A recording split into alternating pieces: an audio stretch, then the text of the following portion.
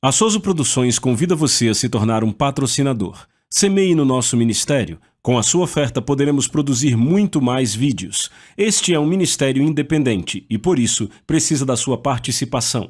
Inscreva-se no canal e compartilhe os vídeos. Seja um multiplicador desta visão.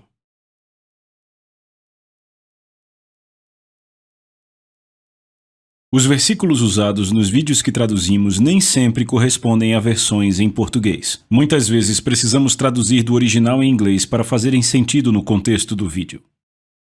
Vamos ver aqui em Romanos capítulo 4. Vamos avançar um pouco hoje neste assunto. No capítulo 4 de Romanos, verso 3 diz: "Pois o que diz a Escritura, Abraão creu em Deus e isso lhe foi contado como justiça." Agora notem, ele creu em Deus e isso foi contado como justiça para ele, é Abraão aqui. E aí quando vamos para o versículo 13 diz: "Pois a promessa de que havia de ser herdeiro do mundo não foi feita pela lei a Abraão ou a sua semente, mas pela justiça da fé." Então não é pela lei, a velha lei das obras, mas pela justiça da fé. Vamos para o verso 16. "Portanto, é pela fé para que seja por graça, a fim de que a promessa seja assegurada a toda a semente, não só a que é da lei, mas também a que é da fé de Abraão, que é o pai de todos nós." Então veja, é pela fé, ele diz aqui, portanto é pela fé para que seja por graça. Então ele está dizendo algo aqui que a única forma de entrar na graça de Deus é pela fé. Deixa eu te dar a definição de graça que Deus me deu. Há muitos anos mudou a minha vida e a forma como eu vejo algumas escrituras, as coisas que Paulo disse sobre graça. Deus disse: "Graça é a minha disposição em usar o meu poder e a minha habilidade em seu favor, muito embora você não mereça." Veja, todos já ouvimos que a fé é favor imerecido, e é isto. Entendemos, é verdade. Mas o que o Senhor me disse, ele disse: "Se eu apenas estivesse a seu favor por você ter sido salvo, se você tivesse arranjado um jeito de salvar a si mesmo, isso não ajudaria muito, não é?" Então a graça é mais do que favor imerecido. Ele disse: "Graça é a minha disposição em usar o meu poder e a minha habilidade em seu favor, muito embora você não mereça." Muito tempo atrás havia um desenho animado, o homem e a mulher morriam e iam para o céu, e falavam com São Pedro, e havia um grande trono lá, e Deus estava sentado no trono, e aquela mulher dizia para o marido: "Olha, o que quer que você faça, não exija o que você merece." Não, você não quer o que você merece, você quer misericórdia e graça. Graça é a disposição de Deus. Então veja como Deus me mostrou. Isso foi lá atrás, quando Jimmy Carter era o presidente. Ele tinha feito uma declaração. Ele disse: "Eu sou a favor de tal projeto que está no Congresso. Agora, se o projeto passar e chegar à minha mesa, eu sou a favor dele, eu vou assinar, mas não vou me envolver pessoalmente nem brigar por isto." E o que o Senhor me disse, ele usou isso e disse: "Você vê, se apenas bastasse que eu estivesse disposto e só pela minha disposição o mundo conseguisse se salvar por si mesmo. Ora, eu estaria disposto, seria favor imerecido então. Mas só isso não ajudaria, se eu não me envolvesse pessoalmente." Ele disse: "A graça é a minha disposição em me envolver pessoalmente para usar o meu poder, a minha habilidade, em seu favor, embora você não mereça." Ora, se você aplicar essa definição em todas as coisas que Paulo falou a respeito, isso vai mudar o que a Bíblia tem dito para você há tantos anos. Sejam fortes na graça. Paulo disse, então, sejam fortes na disposição de Deus. Não é suficiente só saber que Deus pode. Você tem que ser forte na disposição dele para fazer. Agora veja, vá comigo aqui para o capítulo 5 de Romanos, versos 1 e 2. "Portanto, sendo justificados pela fé, temos paz com Deus por nosso Senhor Jesus Cristo, pelo qual também temos acesso pela fé a esta graça na qual estamos firmes." A única forma de você ter acesso à graça de Deus é pela fé. Você pode conseguir coisas pela fé que não conseguiria de outro jeito. Você não consegue pela lei, não consegue apenas por ser bom. Eu estava dizendo a um pastor, um dia eu não estava fazendo nada espiritual. Eu estava no alto de uma árvore construindo um posto de vigilância. Eu estava lá martelando.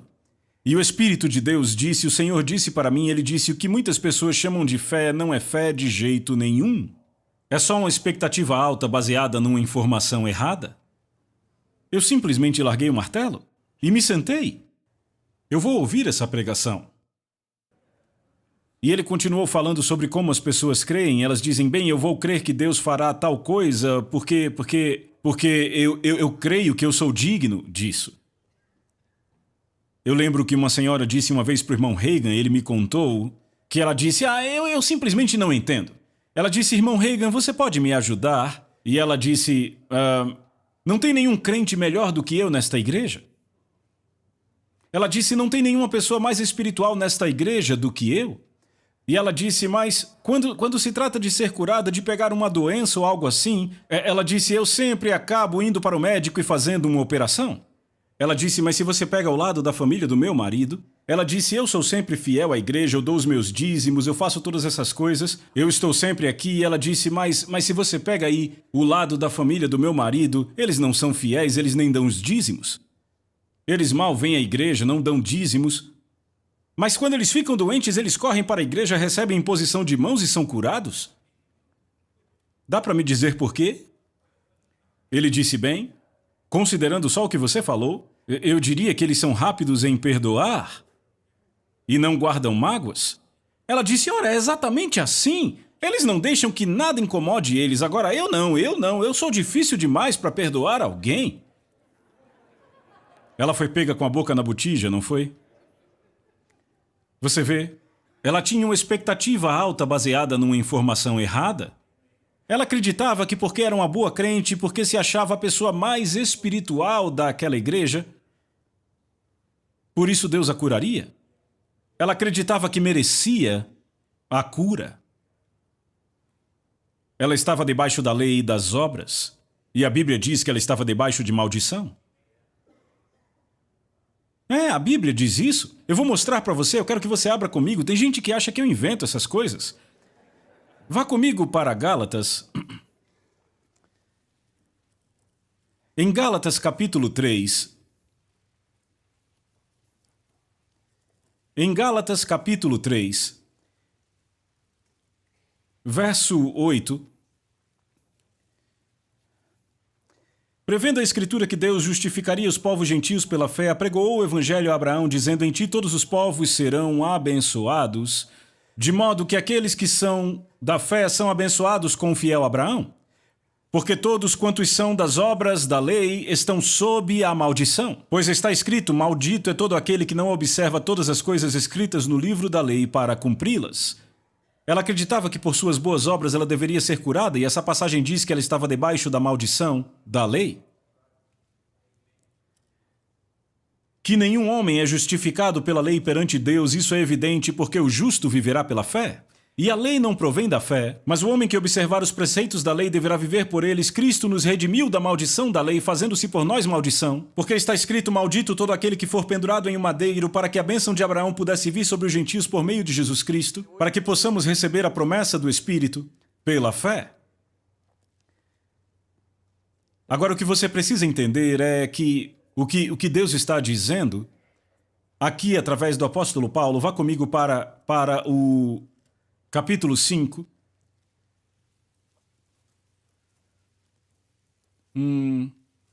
O verso 3 diz, e testifico novamente a todo homem que for circuncidado, ele está obrigado a observar toda a lei. Ele está dizendo que se forem participar da lei, se vão estar debaixo da lei, tem que praticar toda a lei. Cristo torna-se sem efeito para vós, que procurais a justificação pela lei, falando da lei das obras, vós decaístes da graça. Ou seja, não podem entrar na graça de Deus. Aquela mulher estava dizendo, não tem um crente melhor do que eu na igreja? Ela acabou entrando na lei das obras, acreditava que deveria ser curada por suas boas obras. Estava debaixo de maldição e a Bíblia diz que ela havia decaído da graça, não alcançava a graça, porque não agia por fé. Ela achava que era por mérito. Expectativa alta, baseada numa informação errada. Outro dia um homem veio e me disse, eu tenho vários problemas no quadril, eu já fiz algumas operações, pus próteses, eu sei que Deus é poderoso para me curar, se eu apenas me tornar digno. Eu pensei, opa, aí está o problema. Aí está o problema. E eu peguei um monte de livros e fitas e eu dei a ele, porque se ele continuasse na palavra, ela o libertaria. Veja, ele não sabia que Jesus o havia tornado digno. É pela fé que você entra na graça de Deus, a fé no sangue de Jesus.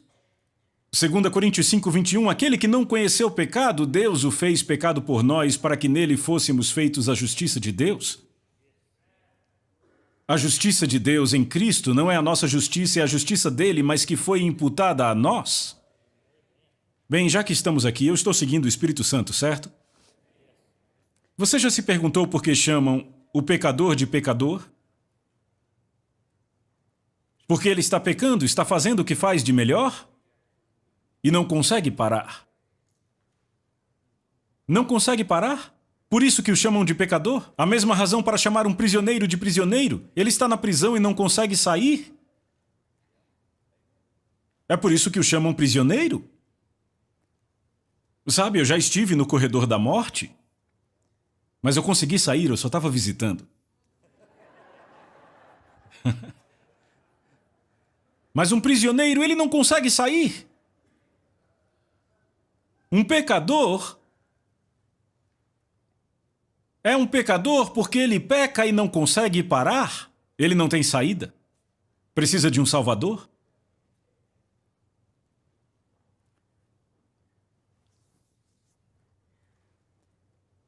Então, quando entendemos a lei da fé aqui, você percebe que um pecador está apenas fazendo o que faz de melhor e não pode parar, não consegue parar. Mas você vai para o Novo Testamento e João diz, eu vos escrevo para que não pequeis. Ele estava falando com cristãos. Mas se alguém pecar, temos um advogado com o Pai, Jesus Cristo, o justo. E se confessarmos nossos pecados, sabe, 1 João 1:9, se confessarmos nossos pecados, ele é fiel e justo para nos perdoar todos os pecados e nos limpar de toda a injustiça. Ora, se você se livra da injustiça, você se torna o quê? Justo, não é? Pela lei da fé. Pela lei da fé é a única forma de obter isto. Veja, tem gente tentando obter isso com expectativa alta, baseada na informação errada. O justo viverá pela fé. É uma lei de Deus. Paulo disse em Romanos 8, o pendor da carne é inimizade contra Deus, pois não está sujeito à lei de Deus, nem mesmo pode estar. Não dá para crer com a cabeça no que se crê com o coração. Então, a lei de Deus é a lei da fé e é a lei do Novo Testamento. E então Paulo continua e abre aí em Romanos capítulo 10.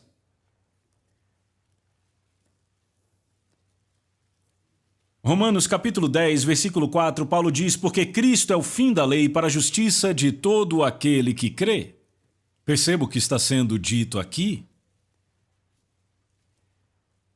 Porque Moisés descreve a justiça que é pela lei, e o homem que faz estas coisas viverá por elas, mas a justiça que é pela fé...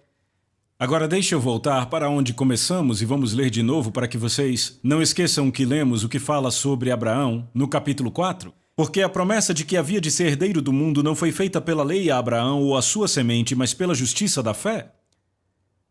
Ora, quando diz semente, isso nos inclui, porque Gálatas diz, capítulo 3, acho que o último versículo diz, e se sois de Cristo, então sois a semente de Abraão, herdeiro segundo a promessa. Então, é pela justiça da fé. Esta é a frase, pela justiça da fé. Agora, Paulo nos diz bem aqui, no capítulo 10, verso 6, mas a justiça que é pela fé diz assim... Bem, primeiro ele vai dizer o que a justiça da fé não diria. Não digas em teu coração quem subirá ao céu, isto é, para fazer Cristo descer, ou quem descerá ao abismo, isto é, para fazer Cristo subir dentre os mortos. Do que ele está falando? Ele está falando sobre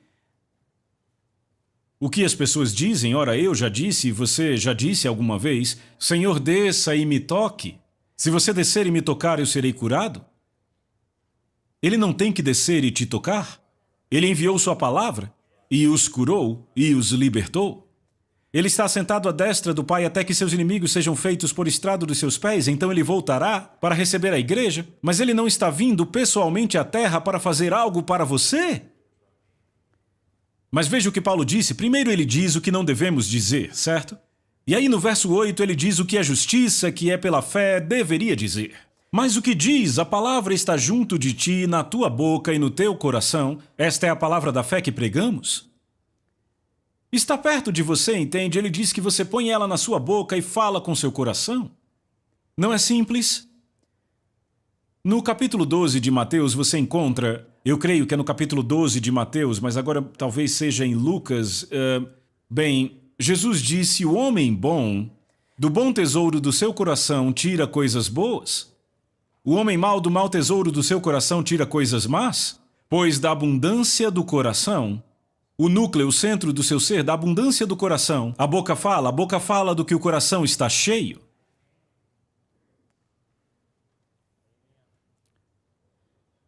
Você não consegue esconder o que está dentro de você? Virar para fora, sabe? Quando aconteceu um acidente aéreo nas Ilhas Canárias e o gravador da cabine gravou o que o piloto disse quando viram aquele outro avião vindo em direção a eles? Usaram o nome de Deus em vão e disseram, vai matar todos nós? É o que estava no coração deles? O que está no coração vai para a sua boca? E Jesus, em um discurso, ele continuou dizendo lá, enquanto falava sobre isso, ele disse, a boca fala do que o coração está cheio, e ele disse, o homem prestará conta de cada palavra vã que tiver falado no dia do juízo? Significa uma palavra que não funciona para você. Ou seja, você pode falar palavras baseado na autoridade de Deus, isso vai funcionar para você. Mudará situações e circunstâncias. Primeiro, isso fará a fé vir e vai mudar a sua mente. E vai te fazer pensar como Deus pensa. Mas Romanos diz, mas o que diz? A palavra está junto de ti, na tua boca e no teu coração. Eles sabiam disso enquanto íamos para a escola. Se você dissesse algo tempo suficiente, você acreditaria que aquilo faria parte de você? Você nem precisaria pensar 4 vezes 4, 16, sabe? Não foi assim com a tabuada. Aquilo entrou em você, tornou-se parte de você. E se a palavra está em você, a fé está aí. E aqui está o ponto que eu quero mostrar do que Paulo está falando. Quando falamos de pessoas que não têm fé, a falta de fé é apenas um sintoma. Não é o problema. O problema é a falta da palavra habitando nelas. Porque essa palavra está cheia de fé. Se essa palavra habita em você, então a fé está aí. E aí você sempre sabe onde estão as pessoas quando elas dizem, eu sei que a Bíblia diz isso, mas eu creio assim. Veja o que acontece comigo, ora, elas jogaram fora a palavra. A palavra não é a autoridade final para elas. E aí elas vão falando dúvida, incredulidade e todas essas coisas. Agora, note que Paulo conecta isso com se confessares com a tua boca o Senhor Jesus, crendo no coração que Deus o ressuscitou dos mortos, será salvo. Porque com o coração o homem crê, você crê com o coração, não dá para crer com a mente o que se crê com o coração. Então, de acordo com estes versículos, se um pecador vem até aqui e confessa, Jesus é o Senhor da minha vida, quando ele disse isso, o diabo era o Senhor da vida dele, mas por ele ter baseado a sua fé nesta passagem e ter crido e declarado que Jesus era o seu Senhor, nenhum demônio do inferno pode impedi-lo de nascer de novo. E pode ser que seja a única passagem que ele conheça. Mas no caso de fé para cura ou fé para finanças, você tem que ter a palavra que diz respeito a finanças ou a cura. Você pode ser altamente desenvolvido numa área e não ter fé em outra, porque a palavra não está em você. Sua fé nunca chegará mais longe do que a sua confissão da promessa de Deus. Agora, quando ele diz que está na sua boca e no seu coração, pense comigo por um minuto, nós temos 2 ouvidos. Temos o ouvido interno. Preste atenção nisso que eu vou dizer. O ouvido externo é para o homem externo, o ouvido interno para o homem interno. É muito simples, Paulo disse, o homem externo perece, mas o interno se renova a cada dia. Agora, se você tampa seus ouvidos, a sua voz parecerá mais alta para você. Por quê? Porque, sabe, quando Jesus disse, o homem bom tira do bom tesouro do seu coração coisas boas, pois a boca fala do que o coração está cheio, Aí Paulo vem e diz, a palavra está perto de ti, na tua boca e no teu coração. Você junta essas duas coisas e você entende que o que você fala com a sua boca, isso é captado pelo ouvido interno e alimenta o que a Bíblia chama de coração. É desta forma que se planta a semente da palavra. Quer seja a palavra de Deus ou a palavra do diabo, o que você fala com a sua boca é plantado no coração. E quanto mais, sabe, isso não acontece por você dizer apenas uma vez, isso não se torna parte de você. É o que você diz vez após vez após vez. Ouvimos pessoas dizendo, Deus sabe que eu quero perdoá-los, mas eu não consigo. Há quanto tempo diz isso? 40 anos? Funcionou bem, não foi? Se tivessem dito de outra forma, teriam o que disseram. Tiveram o que disseram por 40 anos. Os manteve em cativeiro. Mas você pode inverter isso e dizer do lado positivo, a palavra está perto de ti, em tua boca e em teu coração, a palavra da fé que pregamos. Quando você ouve a sua voz pela primeira vez num gravador, você fica sem graça, não é? Você diz, não sou eu. É sim, ouvimos sua voz o tempo todo. A razão para você sempre estranhar é porque no gravador você ouve sua voz primeiro com o ouvido externo e não com o interno. A sua voz, captada pelo seu ouvido interno, alimenta diretamente o que a Bíblia chama de coração. Por isso Jesus disse, se tiver fé como uma semente, você vai falar. Quanto mais fala, mais crê, e quanto mais crê, mais fala. A fé vem por ouvir. Você fala para ter isto no seu coração em abundância, então quando está abundantemente no coração, daí você passa a falar coisas que mudam as situações. Fala palavras que mudam situações, mas o primeiro estágio para confessar a palavra de Deus faz muito pouco para mudar a situação. Primeiro tem que mudar você, tem que mudar a sua atitude, tem que renovar a sua mente e fazer você pensar como Deus pensa. Lembra do que Deus disse a Josué? Note como tudo isso trabalha junto, até mesmo no Velho Testamento e pelo Novo Testamento. Ele disse a Josué, não deixe o livro da lei se apartar da sua boca. Significa mantenha na sua boca. Era a palavra de Deus que havia naquela época. Em outras palavras, vá dizendo o que Deus diz para que você possa observar e fazer. O que significa observar? Significa ver, não é? Em outras palavras, se você fala a palavra de Deus, eu dei e me será dada boa medida, recalcada, sacudida e transbordante, os homens me darão, eu tenho abundância e não tenho falta. Meu Deus supre minha necessidade, graças a Deus eu tenho a sabedoria de Deus. Peça a Deus sabedoria que a todos dá liberalmente e nada lhes impropere ser-lhes-á concedida. Peça, porém, com fé e nada duvidando, pois o que duvida é semelhante à onda do mar impelida e agitada pelo vento. Não suponha esse homem que alcançará do Senhor alguma coisa. Bem, quando você orar isso, creia, libere sua fé nisso, ponha isso dentro de você e entenda que, primeiramente, isto fará você pensar como Deus pensa. Vai mudar muito pouco das circunstâncias e situações. Mas quando isso abunda em seu coração, quanto mais você ouve, mais crê. A fé vem por ouvir, certo? Paulo diz bem aqui no verso 17, assim a fé vem por ouvir. Mas ele está falando de ouvir a quem? Ele diz, a palavra está perto de ti, no teu coração e na tua boca. Notou que ele não disse na boca do pastor e no teu coração? Ele disse na sua boca, não foi? Você crê mais no que você fala do que no que qualquer pessoa fala? Não me entenda mal, você recebe fé e um pouco de conhecimento quando ouve o pastor. Mas se você quer realmente desenvolver a sua fé nas promessas específicas de Deus, você põe essas palavras em sua boca. Quanto mais você confessa, mais você crê. A fé vem por ouvir. Ora, psicólogos dizem que uma mentira contada várias vezes é tida como verdade, e no final é contada como uma verdade. Ora, eles, para o mentiroso, tudo dentro dele diz que é verdade. A fé vem por ouvir? Veja, Paulo disse assim, a fé vem pelo ouvir. A fé na palavra de Deus vem por ouvir a palavra de Deus? E a outra ponta do espectro é, se a fé na palavra de Deus vem por ouvir a palavra de Deus, a fé na palavra do diabo vem por ouvir a palavra do diabo? Ou a fé na moça do tempo, ou a fé no homem do correio vem por ouvir o que eles dizem? Se ele diz que, que vai entregar uma encomenda às 9 da manhã, o que seja.